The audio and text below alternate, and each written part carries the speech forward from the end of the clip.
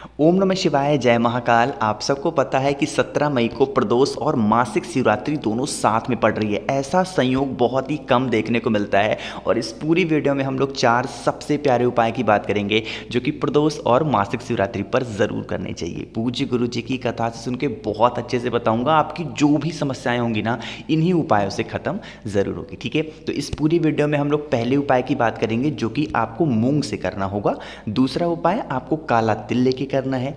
तीसरा उपाय आपको भोले शंकर और माता सती का मिलन कराना होगा और चौथा उपाय आपको दीपक जलाना है। ठीक है, इन सभी उपाय को बहुत ही प्यार से विस्तार से बताऊंगा, सिर्फ सुनते जाएं, समझने की कोशिश करिएगा। ठीक है, चलो सबसे पहले उपाय की हम लोग बात करते हैं जो कि आपको मूंग से करने होंगे, है ना। क्योंकि भैया मूंग से तो करें, लेकिन अब इसका फायदा बता दो। इसका एक फायदा है, वो फायदा है आपका मनोकामना या फिर आपकी इच्छा पूरी नहीं हो रही है, कैसे करना है। देखो स्क्रीन पर आपको दिख रहा होगा मूंग।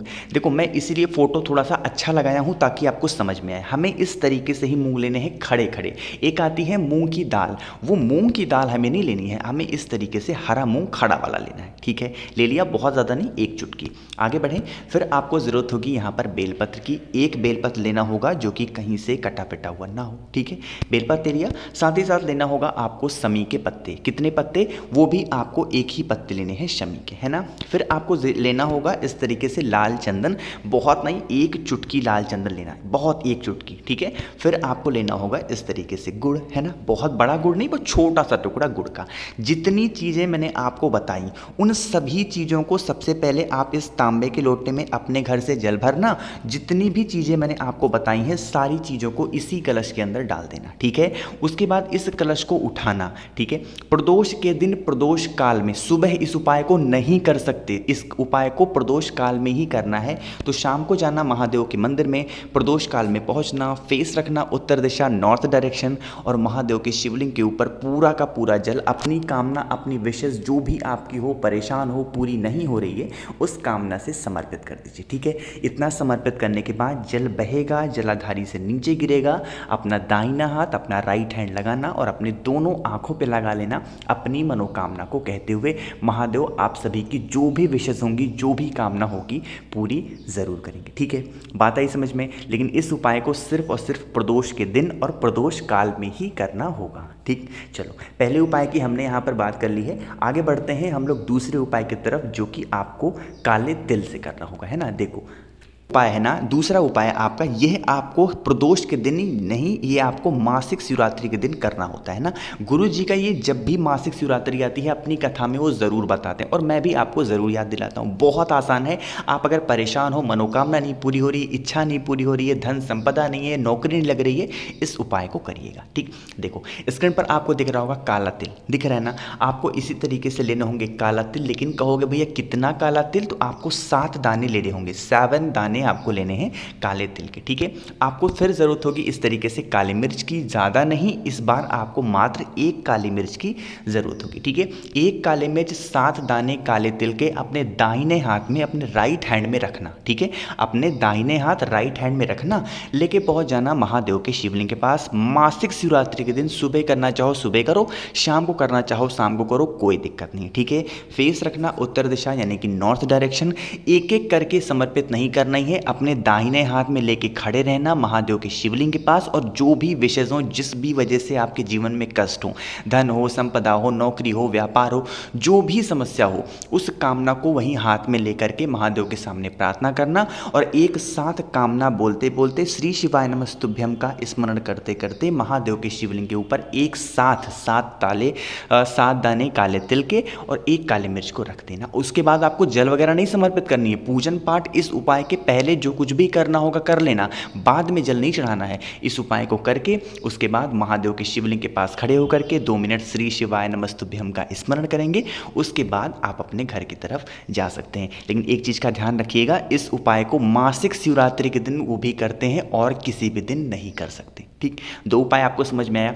आगे बढ़ते हैं हम लोग अपने तीसरे उपाय की तरफ जो कि आपको यही दिन मिला हुआ है, माता भोले शंकर और माता सती का मिलन कराना है। ये दिन आपको बहुत कम देखने को मिलेगा कि प्रदोष और मासिक शिवरात्रि एक साथ पड़ जाए, है ना। बहुत ही सुंदर संयोग है, इस उपाय को करिएगा। लेकिन कैसे करना है बताऊंगा, उससे पहले वीडियो को कर दीजिए लाइक।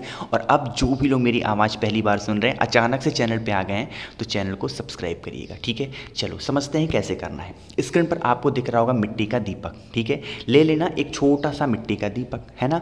इस मिट्टी के दीपक में डाल देना आप घी। कौन सा डालोगे घी? वो भी घी होना चाहिए गौ माता का, यानी कि गाय का घी, ठीक है। इसको डाल दिया, पूरा यहाँ तक भर देना। भरने के बाद क्या करोगे, आपको इसमें लगाना होगा बत्ती। कितनी बत्ती लगाओगे तो वो समझने की कोशिश करिएगा। बहुत बार बता चुका हूँ, मासिक शिवरात्रि प्रदोष साथ में है, इसलिए एक बार और समझा रहा हूँ, समझिएगा ध्यान से। क्या करेंगे, महादेव के शिवलिंग के पास लेकर के जाएंगे। दो तरीके हैं बत्ती को लगाने के, ठीक है। देखो आपको क्या करना है, एक बत्ती आपको ऐसे रखनी होगी, किसके नाम की, एक मिनट कलर चेंज कर लूँ, आपको समझ में अच्छे से आएगा, वेट, ठीक है। देखो एक बत्ती आप ऐसे लगाना, किसके नाम की लगाओगे, माता सती के नाम की। दूसरी बत्ती पीछे से खुली हुई हो, आगे ले जा करके उसको जोड़ देना। देखो कैसे मैंने जोड़ दिया यहाँ पे आगे ना, इसी तरीके से आपको जोड़ देना है। पीछे का पोर्शन खुला हुआ हो और आगे ले जा करके उस बत्ती को जोड़ देना। माता सती और भोले शंकर का स्मरण करते हुए महादेव के शिवलिंग के पास में इस बत्ती को जला देना। आपकी जो भी विशेष होंगी, जो भी कामना होगी, महादेव पूरी जरूर करेंगे, ठीक है। पहला तरीका तो ये है। दूसरा तरीका लोग क्या अपनाते हैं, ये सुन लो।